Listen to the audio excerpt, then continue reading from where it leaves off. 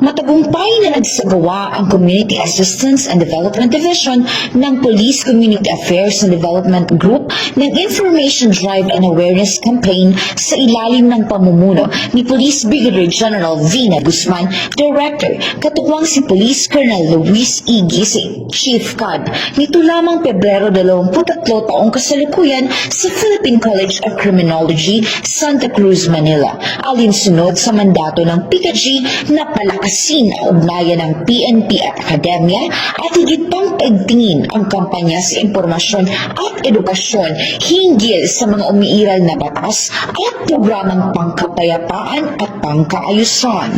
Sa isinagawang programa, nagbigay ng komprehensibong talakayan ang CAD personnel sa mahigit 500 mag-aaral ng nasabing kolehiyo patungkol sa Safe Spaces Act, Comprehensive Dangerous Drugs Act of 2002, roles of the students in anti-terrorism, bullying at responsableng paggamit ng social media upang maiwasan ang pagkalat ng fake news. Binigyang diin din ang mahalagang probisyon ng bawat batas sa pagpapanatili ng kapayapaan at seguridad.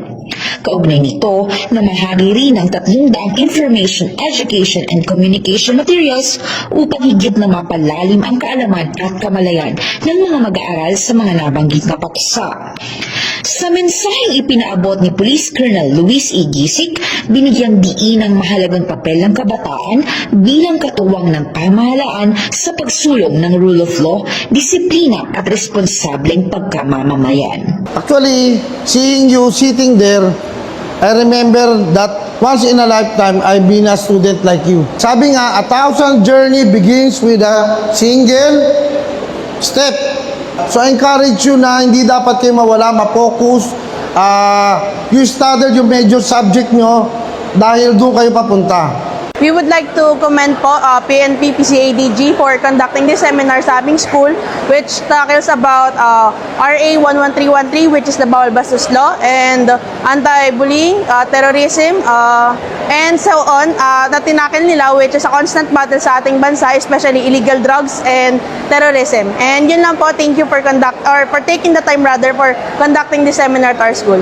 Ang patuloy na pagsasagawa ng ganitong aktibidad ay patunay ng pinaigting na advokasya ng PNP sa pagtataguyod ng isang serbisyong mabilis, tapat at nararamdaman na komunidad sa pamamagitan ng aktibong pakikipag-ugnayan sa iba't ibang sektor ng lipunan. Mula dito sa Philippine College of Criminology, ako ang inyong PNN correspondent, Patrolwoman Jara de Luterte, alagad ng batas, tagataguyod ng Balitang Pulis.